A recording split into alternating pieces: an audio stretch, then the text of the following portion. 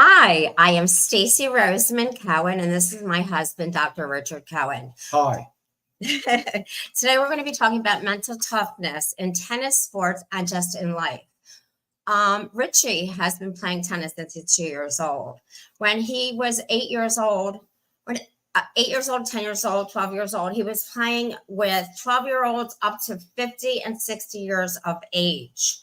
That's how good he was. He was ranked in every group. What was it, number 5? I was 5 in the country in high school tennis. Okay. You played for the University of Pennsylvania. You also graduated top in your class as a psychiatrist, double board certified neurologist, and psychiatrist. You won 43-3 at University of Penn, right? Well, I won 43 matches in varsity tennis at Penn, and I lost 3 matches. You're also on the squash team, right? I was, as a matter of fact. I played number 1 on the national championship squash team, and we won the nationals my junior year. I played. We had a very well-balanced team, and although the number 9 man could beat me on occasion, we were very deep, and we went undefeated my junior year.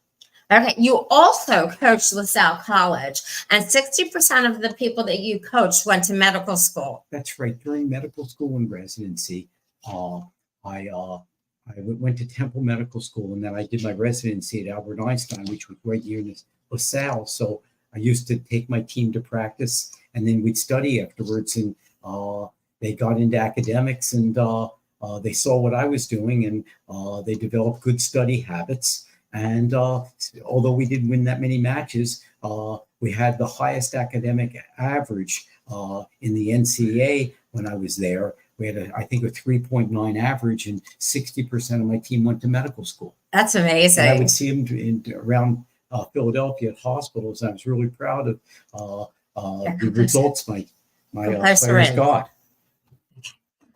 So, okay. As a senior, you're ranked number 1 in Middle States in all divisions. Currently? Well, I actually moved to Florida, and but I did win the Florida State 75s this year. But in the seniors, I was number 1 in the Middle States, which is Pennsylvania, New Jersey, and Delaware, in the 35s, 40s, 45s, 50s, and 60s. Okay. And you won 17 national championships, and you have 17 gold balls. Yeah. Training with your kids, your daughter Julia and Josh Cohen. Josh Cohen, I got the chills. I get the chills. This is an amazing story of a family who has just come through. The baby right now, his daughter is 32 or 34, Julia is, and the 2-month-old baby is playing with the tennis racket. It's amazing. So she was 5th in, wait a minute, help me out with this. At age 6, Julia was as good as any 18-year-old. Well, it's all kind of correct. She was ranked number 1 in the Middle States in 18 and under doubles at age 6, which was incredible. She played Serena Williams. Yeah, she did. She played the whole WTA circuit for many years, and got up to top 100 in the world. She was actually the 4th ranked junior in the world, and had wins over top 10 players in WTA, and even got to the finals of a big WTA tournament in Baku. And she studied at GW. Also, she teaches, just like you, mental toughness. This is a specialty of yours. Well, she went to she got a master's degree in psychology. She played tennis for Miami and Florida, and had a high college ranking in Division II of number 2, Division I and number 2 in the United States. So she got to the finals of the Australian Open Juniors, and had a really nice career in tennis, and got a master's degree in sports psychology. And Josh? Josh is his son. Josh coached, it's an amazing story too. Again, Josh coached the Philadelphia Freedoms for 7 years. He was the 19th ranked junior in the world. He was ranked number 1 in the country in the 16s and the 18s, and it was 19 in the world in the juniors. He was an All-American tennis player at the University of Miami, and had a great career in tennis, and but the good thing about it is they were both. I'm really proud of their achievements, but I was more proud of their sportsmanship.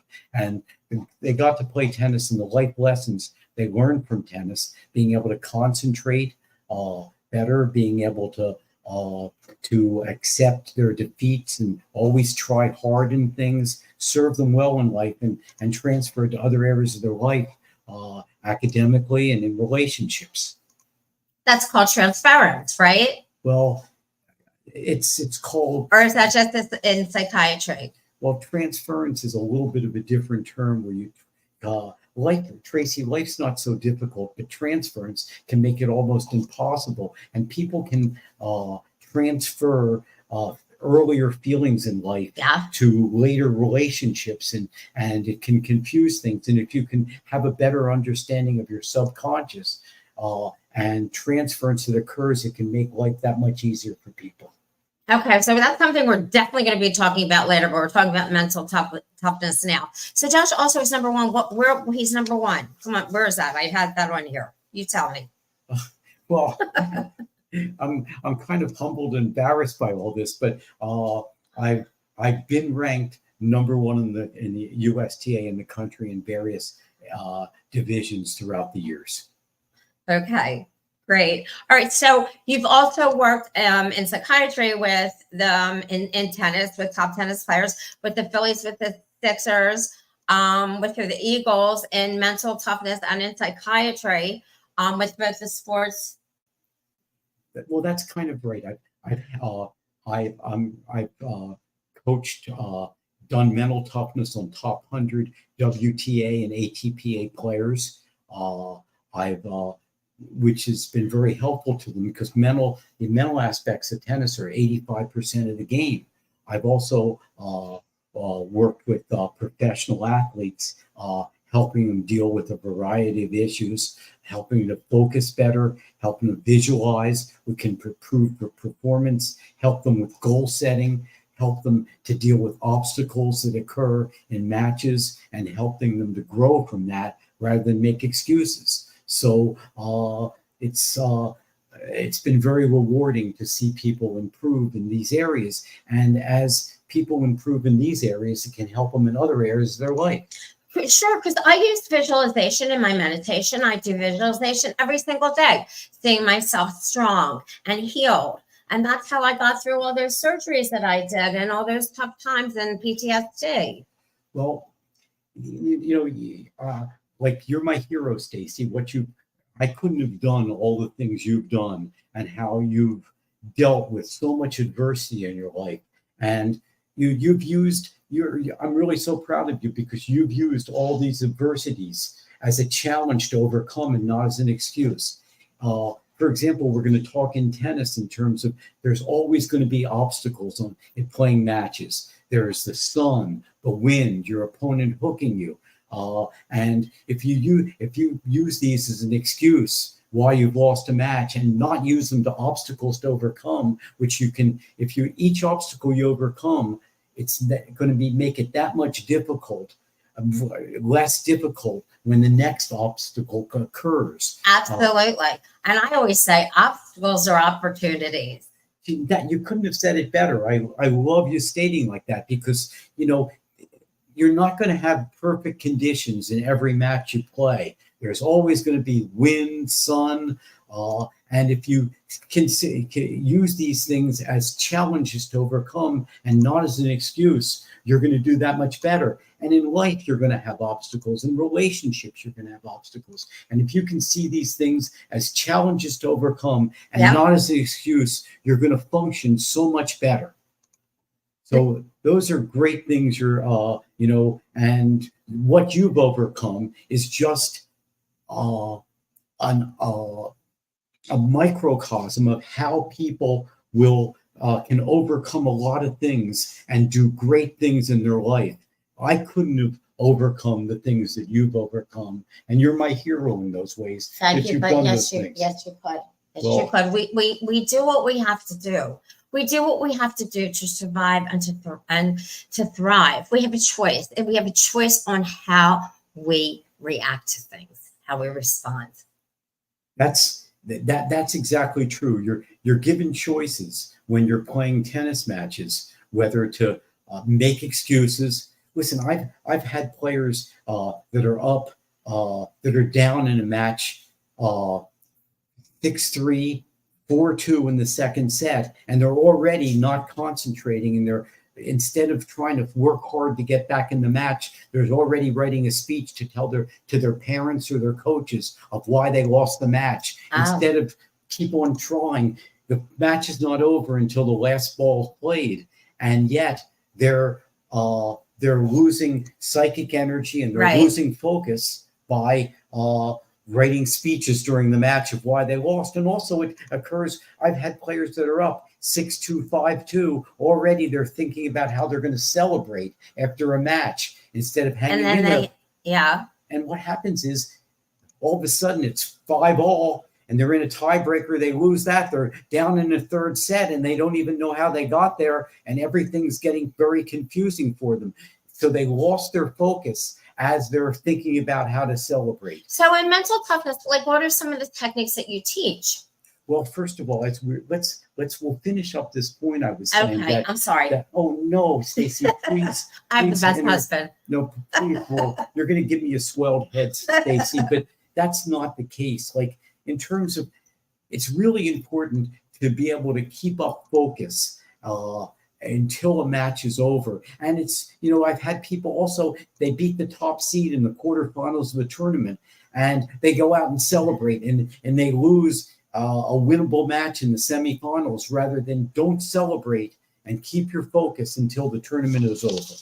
So you asked, the next question you asked me, what are mental toughness techniques and what are we going to talk about today? Well, I think I thought about this and I'd like to talk about using visualization, first of all, to help decrease anxiety during matches and actually to improve stroking mechanics.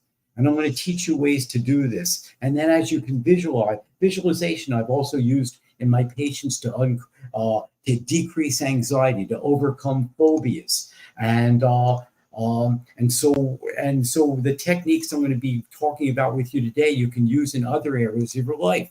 We're going to talk about how to get laser focused concentration. And this will help you not only in tennis and other sports, but in other areas of your life, so you're able to be more attentive. We're going to talk about goal setting today. We have to have a purpose in life. And we don't know where we've been and where we're going. We lack focus, and therefore and purpose, and we need to continue to be able to set goals. So I'm going to teach you about short-term goals, long-term goals. Dreams. Well, yeah, and you really need to have dreams. You feel like you're dying if you don't try for your dreams and be able to have success. So we'll talk about goal setting. We're also going to be talking about how to deal with, there's 15, there's actually 25 seconds in between points, and also 3 minutes is on changeover in games. I'm going to teach you how to best utilize those times.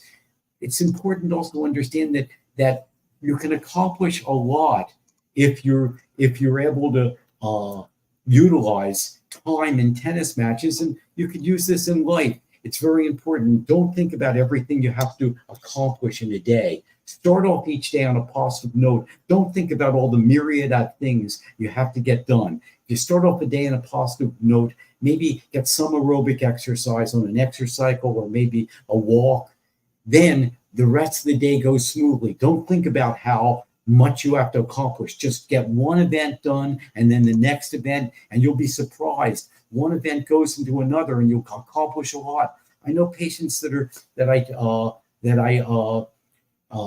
treat who are depressed. One thing getting done in a day is so overwhelming for them and so hard, and it's hard for them to even get done any of the activities of daily living. Social functioning is so hard for them. Concentration, persistence, and pace is so hard for them. So if you can actually start the day off on a positive note, even if you're depressed, it's going to make the rest of your day go smoother. So now let's start talking about some of the things we mentioned And hopefully this can help people in their tennis and sports and transfer over to your life. Let's first talk about using visualization. In tennis, we're going to use visualization for two things.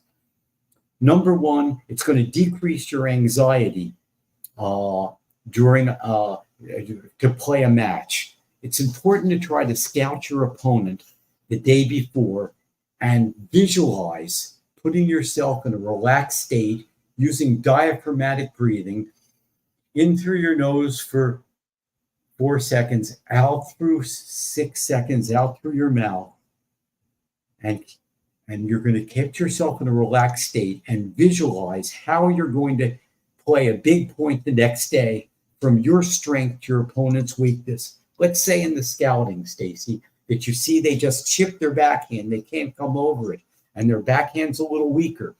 So you're going to visualize how to hit wide to their forehand to get into their backhand in a big point, seeing yourself split step and then punch off a volley into the open court.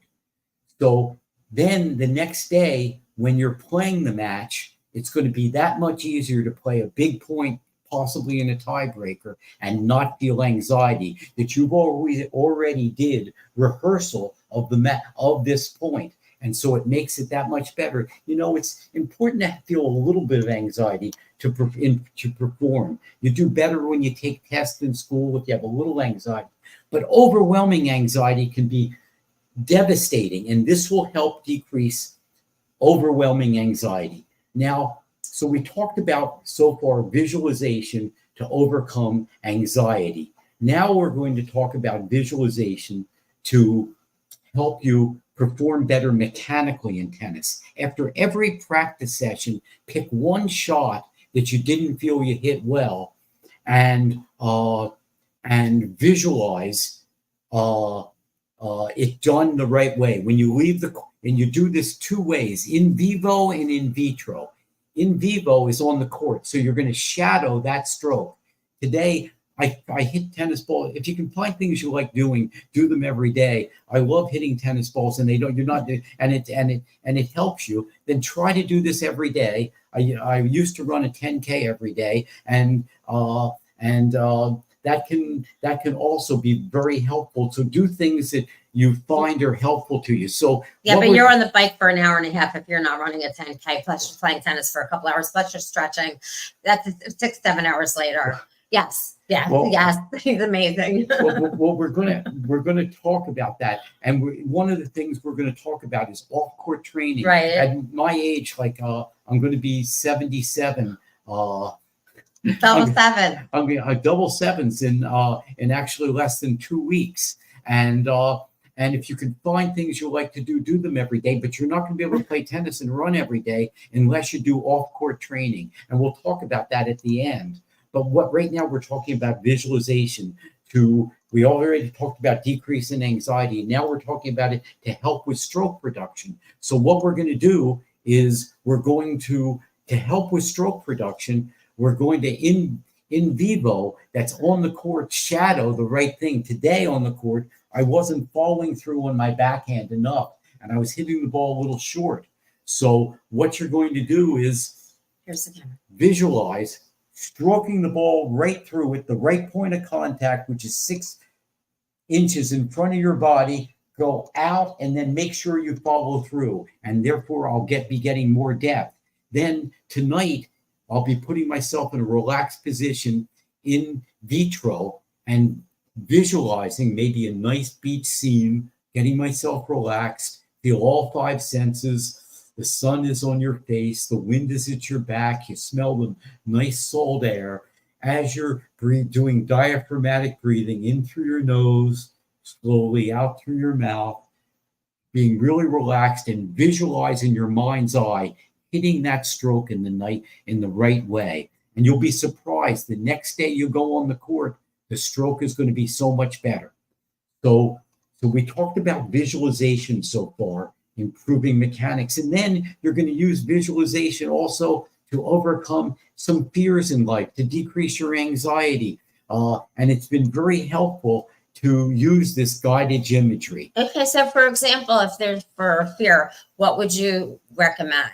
Well, let's say I did some of the original research with Dr. Joseph Wolpe on agoraphobia. Right? He's probably this. He took me under his wing. He taught at Jefferson Medical College, and he took me under his wing. And I Tell helped who him. he is. Tell who this doctor. Dr. Joseph Wolpe is probably the second most. He's the founder. He's the founder, Son, and Holy Ghost of behavior modification.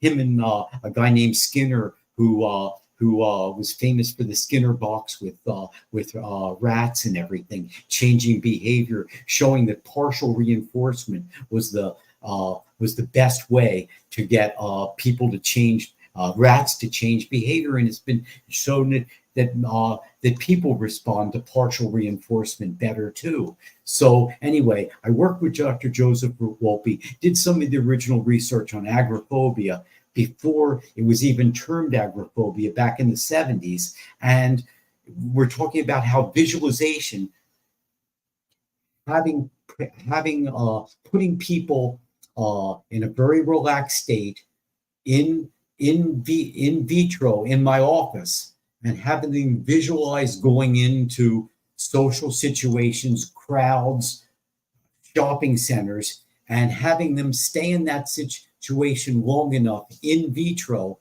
There's something called a bell-shaped anxiety curve. And if you can actually get the person to visualize staying in that situation long enough, they actually have less anxiety and can go back in that situation. I've actually taken people in vivo, in real life, into their phobic situations, agoraphobics. It's very hard work, but I get them, they want to run out of the shopping center, and I get them to stay into the shopping center long enough for the anxiety curve to go down. And instead of associating fear and panic with the phobic situation, they feel calmness, and it reinforces their feeling of calmness, and they're able to go into shopping centers so much better.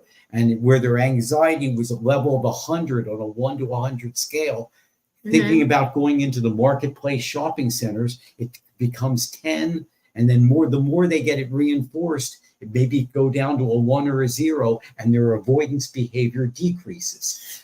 So yeah, I'm sorry. Oh, please go on, Stacy. Well, you were talking about the agoraphobia, but I was just thinking in tennis, if somebody starts having bad strokes, and then they go on this role of having like these bad strokes, and they get this fear, that they're doing horrible, and they're ready to drop out, because it's just that this whole mindset went from being great at something to, I can't do this anymore. I'm not good enough. This isn't for me. So like that type of fear, what does the person do in tennis or in sport? Well, you're talking about a very important concept, Stacy.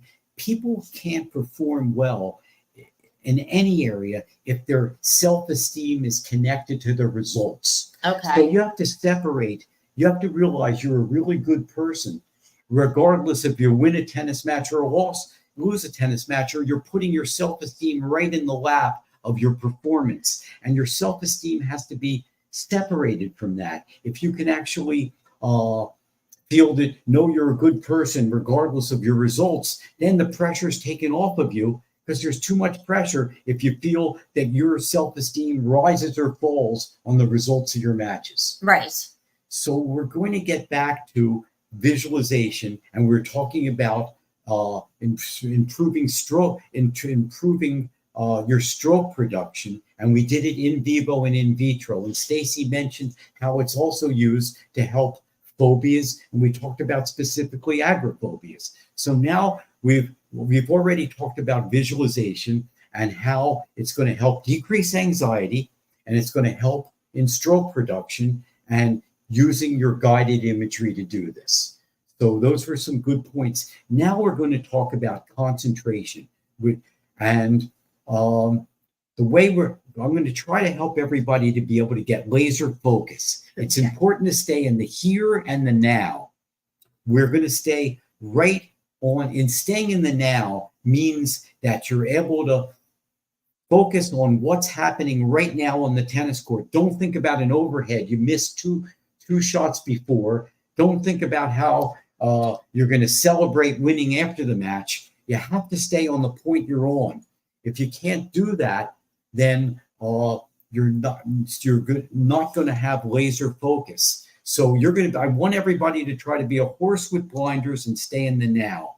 Then also let's talk about and staying in the here. Now we also want to, and we talked about staying in the now. Now we're going to talk about staying in the here.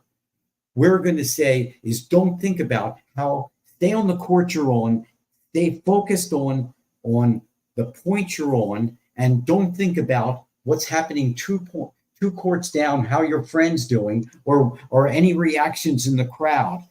Stay a horse with blinders in the here and now, and the more you do that, you're going to develop your concentration muscles. The easier it's going to be next time to stay in the here and now. And the more you do it and decrease distractions, you'll become more attentive. A very overused diagnosis that used to be post-traumatic stress disorders back in the late 90s was a very overused diagnosis. It's really a horrible diagnosis, and people get it and they suffer a lot. But it has to be a major life catastrophe, and then attention deficit disorder. Everybody uses a lot of people use it as an excuse for their life, but some people, and so therefore, sometimes they don't have that inattentiveness, hyperactivity, impulsivity used to make that diagnosis. And if you can actually use these techniques of concentration, it can help people become more attentive. And being able to use these things. And if you use it in tennis, you can also transfer it over to your education, you can occupation, it can even happen in relationships, and you can improve that. It's very important. If you're a guy, guys and girls are dealing with two different kinds of things. Guys are dealing with castration on a neurotic level. Guys are dealing with castration anxiety.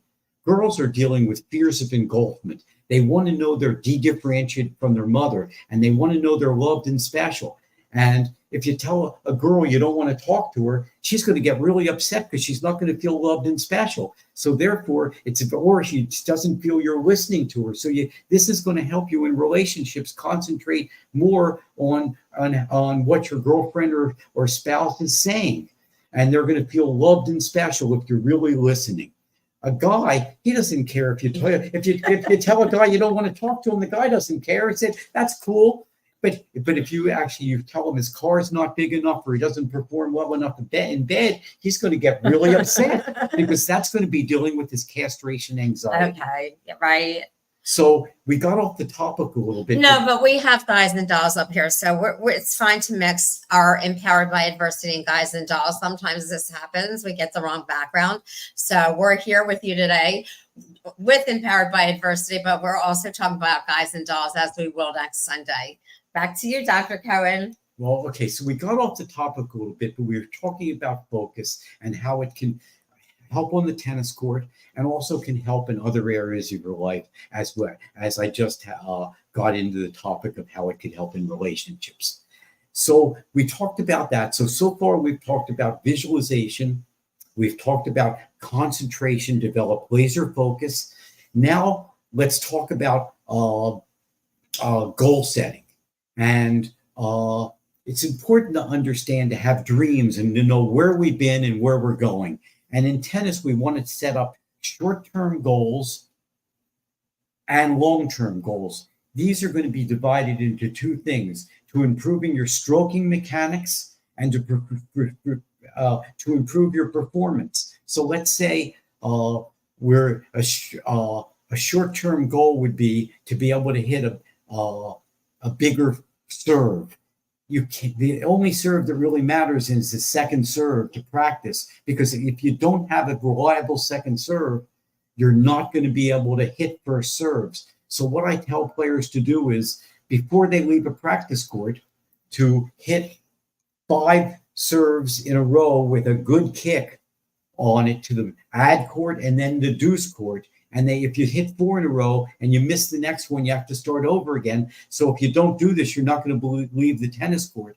And this will cause pressure on your second serve So you'll have a more confidence in it when you play matches. And the first serve's a crapshoot. So if some days you'll feel good, but if you can't hit your second serve, you won't even be able to hit first serves. So that can be a goal. I'm going to have a short-term goal to have a reliable second serve.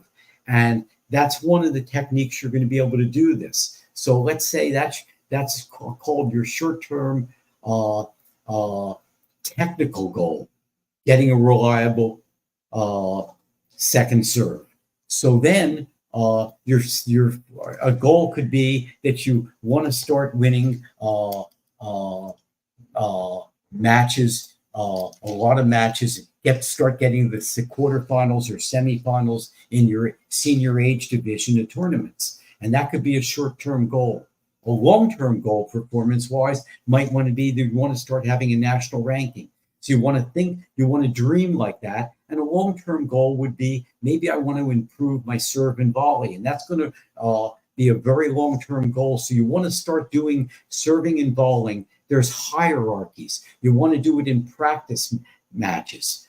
Then you want to do it in low-level tournaments that don't put that much pressure on you. And then higher-level tournaments that really put a lot of pressure on you, and then big points in higher level tournaments, such as in tiebreakers. And you have to know when to use these. I want people to really be able to pick with goal setting. There's ways to pick tournaments. I like to call it the rule of 1/3. 1/3 of the tournaments you should pick is of levels that you're better than the players, that you can work on things and try new things. 1/3 of tournaments should be with players that are just on your level, which is a lot of pressure on you. And that'll actually help pressure tolerance and help you improve to be able to deal with that. And the 1/3 also should be a stretch where you play in some national tournaments and you'll get an idea of how better players play, and it will be a challenge and what you can aspire to be. So we just talked about long-term goals, short-term goals, mechanically and performance-wise. And we just actually added to that how to pick tournaments out. Picking your tournament schedule out is very important.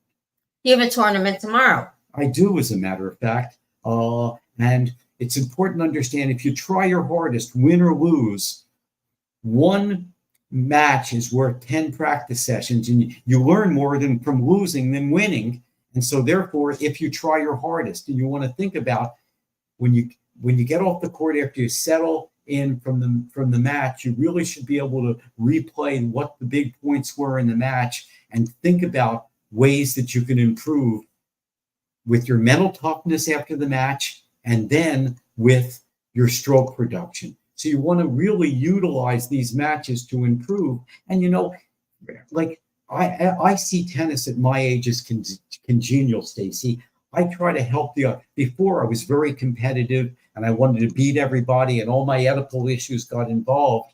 I had my own analysis although I was trained by Dr. Wolpe, I went to an analytically oriented residency program, and I had my own analysis, and I was able to understand that not so nice side about myself called the subconscious, with a whole bunch of repressive and libidinal, a whole bunch of aggressive and little libidinal drives that get repressed, and I would understand them. And therefore, being able to do this help you understand yourself better. And so we're talking about being able to play matches and get a lot out of it and learn from your matches, and use this to go back on the practice court to improve your mental toughness techniques and also stroke production. So that is true. I am playing a tournament tomorrow on the East Coast Swing, and I'm looking forward to it. And I was talking about but tennis for me being congenial, and it doesn't mean, it's important to try your best, and it's important while you're playing the match, although it doesn't, in the total scheme of the world, it doesn't mean that much. It's very important to say to yourself when you're playing a match, for the next hour and a half or 2 hours, I'm just going to give everything I have to this match. So when I come off the court, I'm going to know, win or lose, that I gave it my best, and don't not say, well, being able to say, well, if I tried a little harder, I could have done better. That's why I want junior players to think about that and try to be able to attain whatever goals you have by trying your best and maybe being the best player you can be. So 10, 20 years later, you don't come out and say, well, I could have done that. And I could have done that if I only tried harder. Now, we also mentioned, we'll talk about how to utilize breaks in tennis. There's 25 seconds in between points. And you want to really use some diaphragmatic breathing techniques to relax and recover. And Can you explain what that is, please? well, diaphragmatic breathing is a way to relax, and you'll have enough time. You want to be able. Tennis is a game of controlled aggression, and you want to be able to deal with stress. You want to be able to do some diaphragmatic breathing and control your aggression. If we were talking about running a 100-yard dash, it's completely aggressive.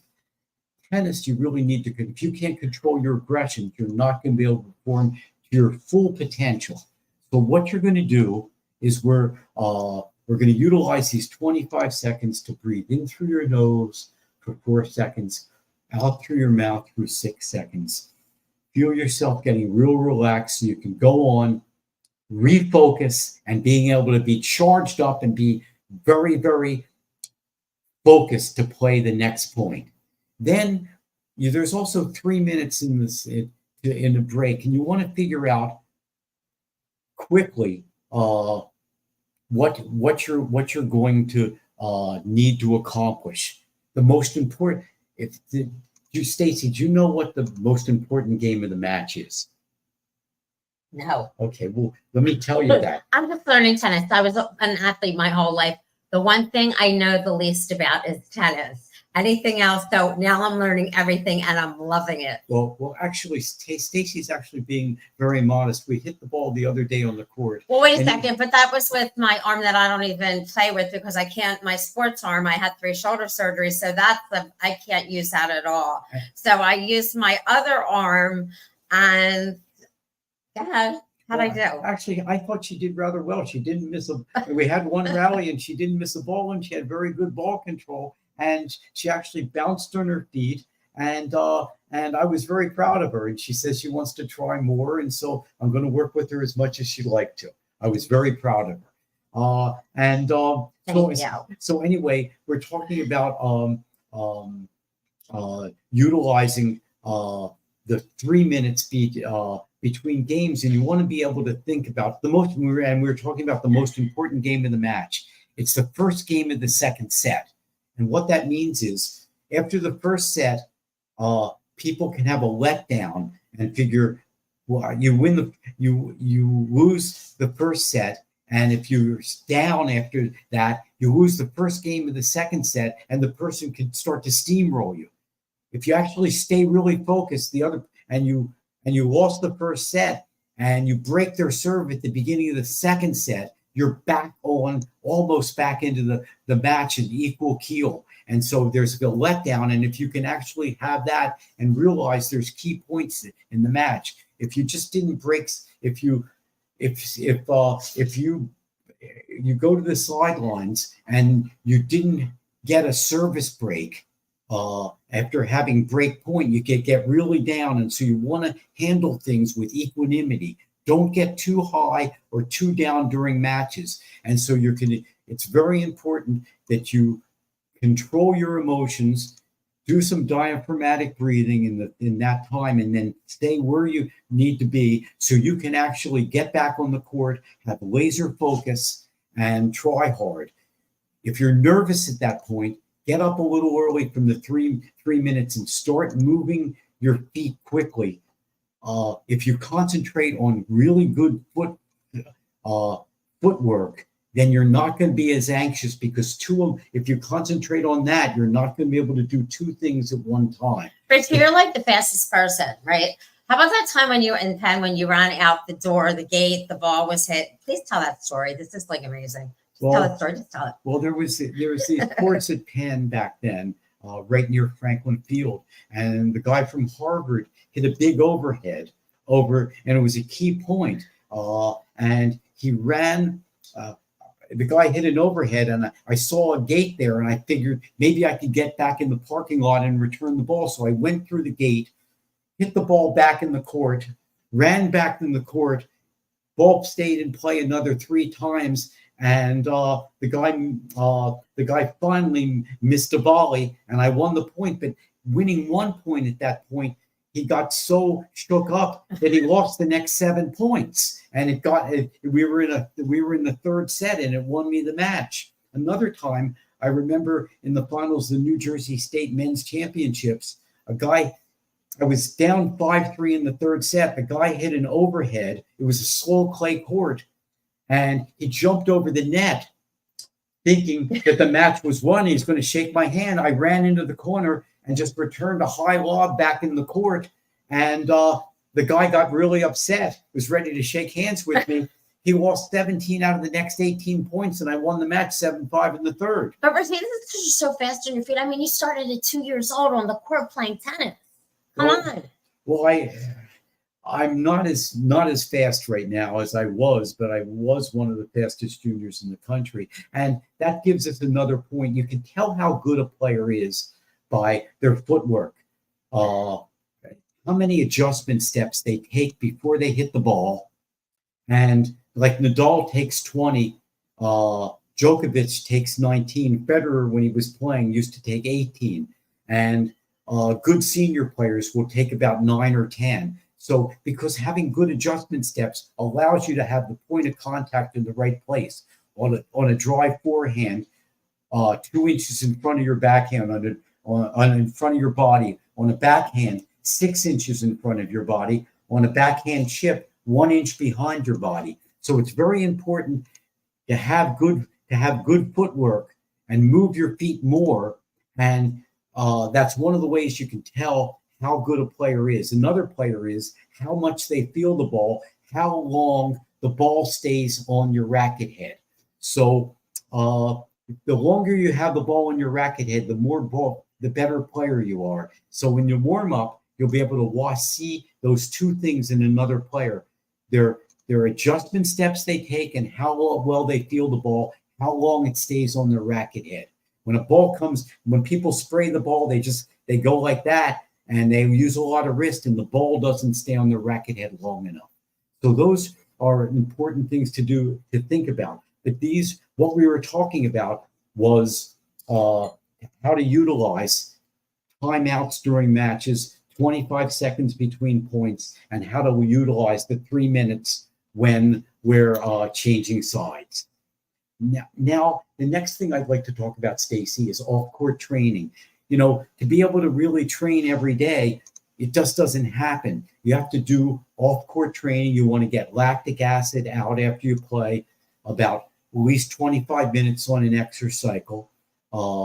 And that'll get lactic acid out to work on core strength, build bridges, do pelvic tilts, use bands to increase flexibility, get that aerobic workout in by getting lactic acid out. That could be the exercise cycle, running, to improve core strength, flexibility, and do some plyometrics that'll help with balance. Nutrition is really important. And, it's important to understand that nutrition is going to help in every area of your life. You really want to have really good nutrition. To have a good lipid panel and fasting glucose is more important than having $1 million in the bank. I used to tell that to my patients, and 90% of them would say I was absolutely nuts. They'd rather have the $1 million. So, Richie, you had a heart attack a couple years ago. Tell that story. You were back, like Doug. Doug was on here recently, and he had a heart attack, and he was back doing a triathlon a year later. You were back and watched and won the nationals with Julia, right? 7 months later after having a heart attack? Well, that did happen. I was in the semifinals of the nationals. I was up 3-0, and I slipped on the court, and I never fall on a court. And I fell, or hardly ever fall, and I didn't understand why. I was up 5-2, and all of a sudden, I felt so nauseous I couldn't even hit a ball. I was about ready to serve.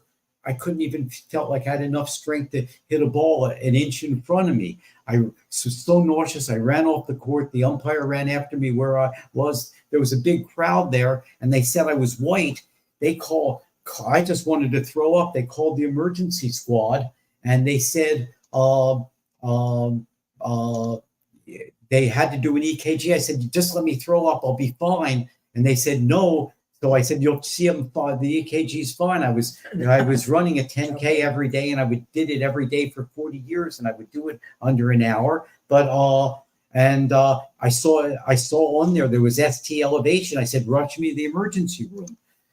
I came. This tournament was in Chicago. They did a stent there. They said I'd be okay, but I didn't feel great when I came back. My son Josh sent a private plane to get me, which was really lucky. I didn't feel quite well that night. I went to Lankenau.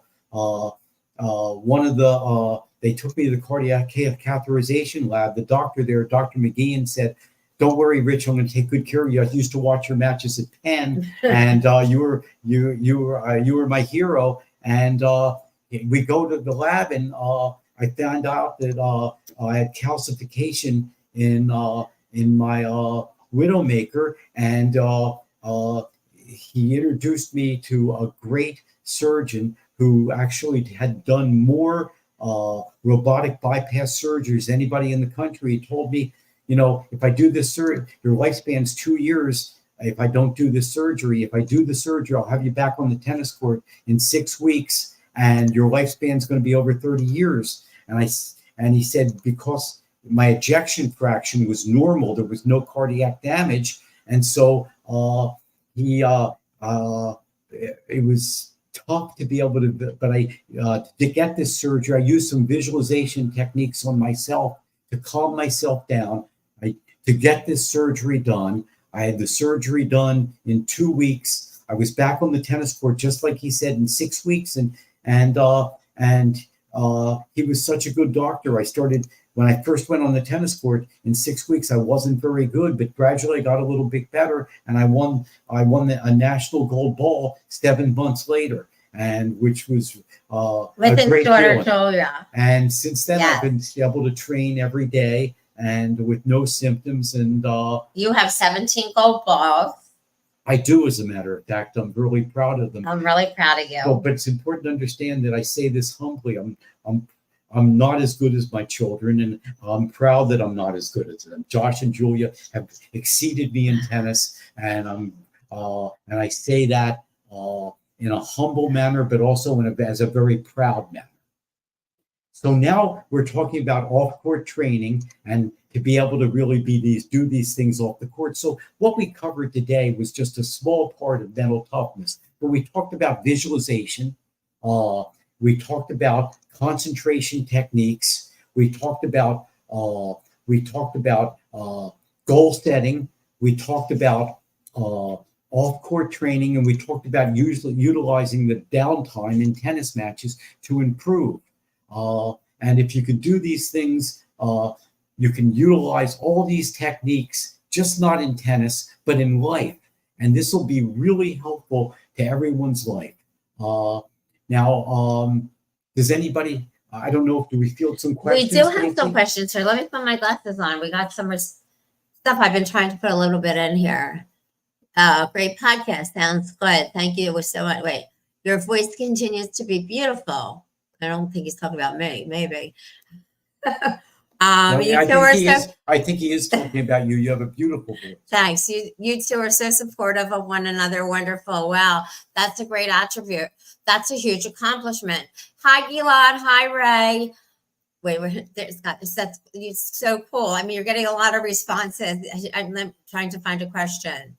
I'm watching, honey. Can you believe it? Okay. Tell me what you're thinking. Wait. Tell me what you thinking about Gus. Tell me what you thinking about Gus. Do you know what that is? No, I'm not sure. Patrons, I'm not sure what that question is. Gus. But I'm not sure, honey. Maybe. If you just, can you send something, and yes, we'll get right back to that.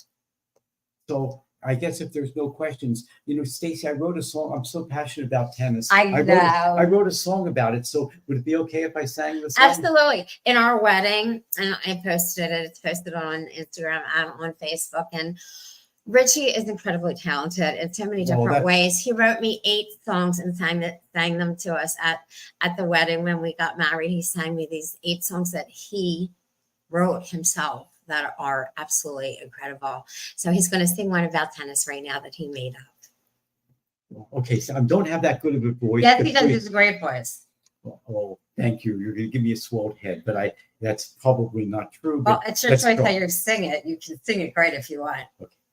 Tennis, making spirit sublime, a game for all seasons, a sport for a lifetime, hitting firmly, feeling in the zone, light on my feet, textbook strokes are shown, sliding on clay, brushing net on grass, jump, anticipate, hitting the crisscross court pass, grueling workouts, chipping approach shots, the joy of hitting and loving it a lot, reading draw sheets, a good win's what I need, anticipating rankings, then beating the top seed.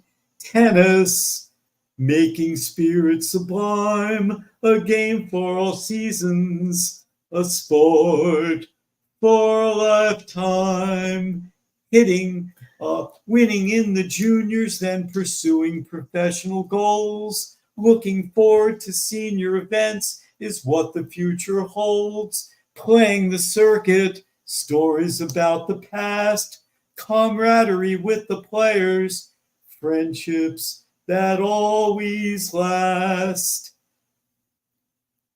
Playing for Penn was the greatest thing for me, reinventing the moon ball, then going 42-3, raising 2 children, teaching them the game, having good sportsmanship is more important than all of their fame. Against Harvard, he ran right through the gate and hit a ball back in the court that sealed the Crimson fate. In 1980, at Kinwood, Ken and Rich had aching joints, and after an hour and 29 minutes, the world's longest point. What you taught me, I will never forget, being intense and trying my best in all of life's tests. Tennis, making spirit sublime, a game for all seasons, a sport for a lifetime. Tennis, tennis, tennis, a sport for a lifetime. That was great. I love that. Well, thank you, Stacy. I kind of liked writing that song. Yes, I know, and you do a great job. Let's see if there's. Does anybody have any other questions? Somebody's saying something about a white jumper here. I don't know if they're talking to me or you, because I don't know about a white jumper. A white jumper at the Electronic New York show. Do you remember it too? It's me who writes you. I'm remembering a white jumper at the Electronic New York show. The model, but I'm trying to think of a white jumper that I can't think of anything. We're trying, Beatrice. Yes, white jumper, 1982. Paper with a seatbelt, maybe from Oodles. That sounds familiar. I know what you're talking about. Yes, with high top, hot pink sneakers. Tell me more about that, Stacey. That was so much fun. That was a lot of fun. Thanks for being here. That was really nice. So next week on Sunday, we're going to be doing on Guys versus Dolls. Maybe it'll have no. By that time, this will be straighhthened out, and I'm going to get a phone number. Stacey, maybe it might be important. Yeah, I'm going to give an overview of psychopathology next week. Mm-hmm. I'm going to talk about mood disorders, anxiety disorders, personality disorders, substance abuse disorders, and maybe narcissism. that includes personality disorders Okay. or a long-standing maladaptive way of dealing with the world. And it can cause intense, unstable interpersonal relationships. And I'm going to talk about all this psychopathology and how it may help people save them time in relationships. It's important to date for practice and to weed people out and then be able to find the right person for you. And this could help you in your weeding out process, being able to identify psychopathology. And we could maybe start out the podcast next week talking about psychopathology. Yes. If people would like to hear that and you think that's a good idea, Stacey. Absolutely. I think it's a fabulous idea, and I can't wait for next Sunday. So I want to thank everybody. I want you to please like, comment, and share our podcast. It was wonderful that you came to see us tonight and every other day. I'm wishing you the best in your life always, sending you love and gratitude and peace. Have a great night. Say bye, Richie. Goodbye. Bye. Take care, everybody. Thank you.